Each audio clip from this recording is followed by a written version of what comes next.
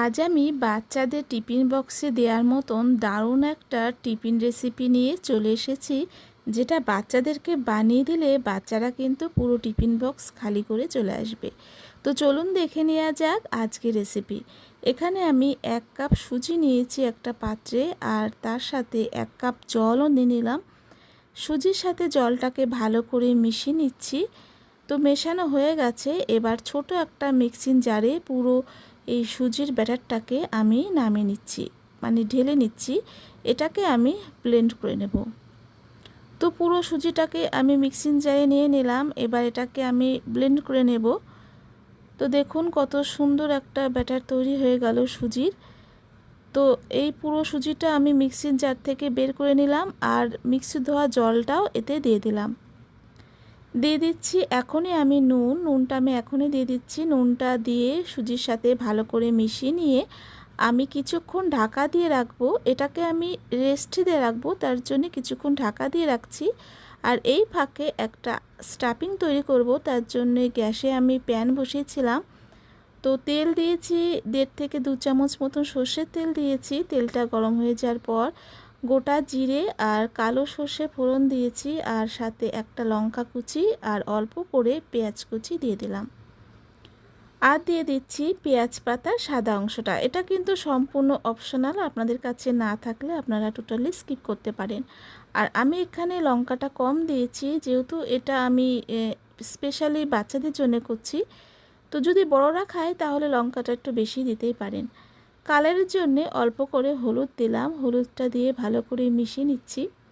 যদি এই খাবারটা কোনো ছোট বাচ্চা খায় তাহলে কিন্তু আপনারা গোলমরিচ দিতে পারেন কাঁচা লঙ্কার জায়গায়। এবার দিয়ে দিচ্ছি এতে পেঁয়াজ পাতার গ্রিন পার্টটা।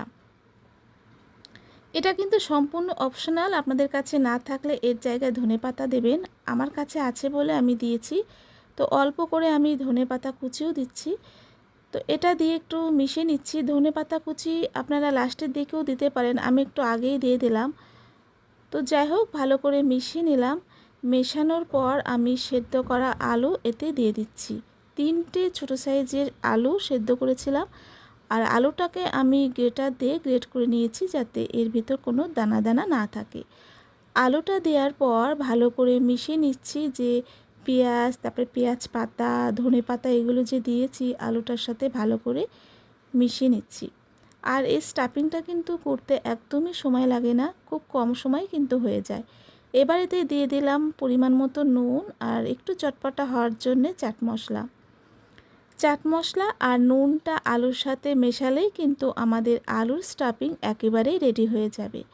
তো এটা ঝটপটই করা যায়। দেখুন কত সুন্দর কালার হয়েছে। এটা কিন্তু হয়ে গেছে। আমি একটা পাত্রে নামিয়ে নেব। আর এই দিকে সুজিটাও কিন্তু অনেকটাই ফুলে গেছে।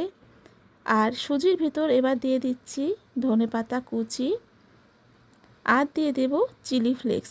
চিলি ফ্লেক্স কিন্তু অনেক বাচ্চা পছন্দ করে, তো চিলি ফ্লেক্সটা আপনারা দিতে পারেন।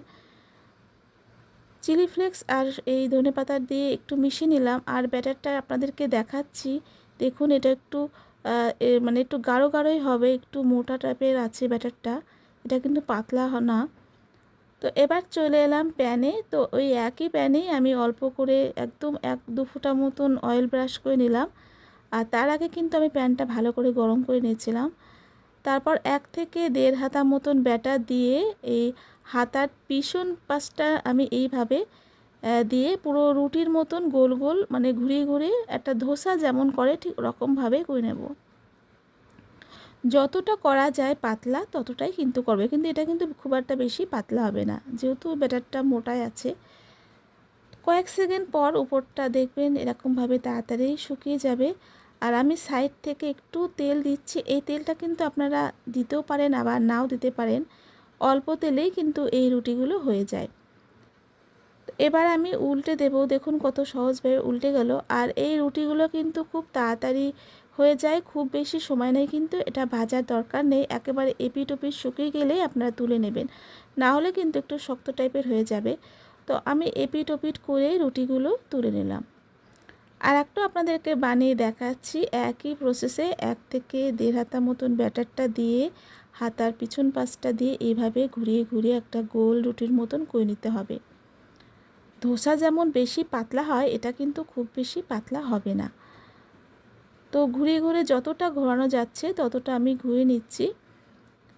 তারপর উপরটা যখন পুরোপুরি শুকিয়ে যাবে, এই রুটি আমি পুরো উল্টে দেব।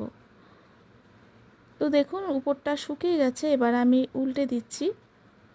এপিট ওপিট উল্টে পাল্টেই কিন্তু এটা তুলে নিতে হবে। দেখুন আমি তুলে নিলাম। এইভাবে প্রত্যেকটা রুটি করে নিয়েছি। আর এই রুটি কিন্তু আপনার ফ্রিজে স্টোর করে রাখতে পারেন, যখন ইচ্ছে আপনারা বাচ্চাদেরকে টিফিনে বানিয়ে দিতে পারেন। তো একটা বানিয়ে দেখাচ্ছি। আর পিছন পাশটা নিয়েছি, মানে রুটি যে পাশটা তাওয়ার দিকে ছিল সেই পাশটায় আমি আলুর স্টাফিংটা দেব। তার জন্যে পাতলা করে আলুটা দিচ্ছি পুরো রুটিটাতে। পাতলা করে দেওয়ার পর 1 চামচ মতন টমেটো কেচাপ উপর থেকে পাতিয়ে দিচ্ছি। বাচ্চারা কিন্তু টমেটো কেচাপ পেলে ওরা খুব আনন্দ করে খায়, ওরা টমেটো কেচাপ কিন্তু খুবই ভালোবাসে। তো আমি 4-5টা ছড়িয়ে দিয়ে এবার আমি দিয়ে দিচ্ছি মিউনিস। মিউনিসটা দিলে আরও বেশি টেস্টি হয়, তো সেজন্য অল্প করে মিউনিসটা দিচ্ছি। আপনাদের কাছে না থাকলে আপনারা শুধু টমেটো কেচাপ দিয়েও এই রুটিটা থেকে করতে পারেন। এবার আমি রোল মতন করে নিলাম। দেখুন কত সহজভাবে এটা রোল মতন হয়ে গেল। আমি আরেকটাও আপনাদেরকে বানিয়ে দেখাচ্ছি একইভাবে, তবে এটাতে কিন্তু আমি মিউনিসটা দেবো না, এটা শুধু টমেটো কেচাপ দিয়েই তৈরি করব। আলুর এই স্টাফিংটা পুরো রুটিতে 4-5টা ছড়িয়ে দিয়ে 1 চামচ মতন টমেটো কেচাপ এইভাবে পুরো পাশটাকে দিয়ে দেব। এটাতে আর মিউনিস দিচ্ছি না।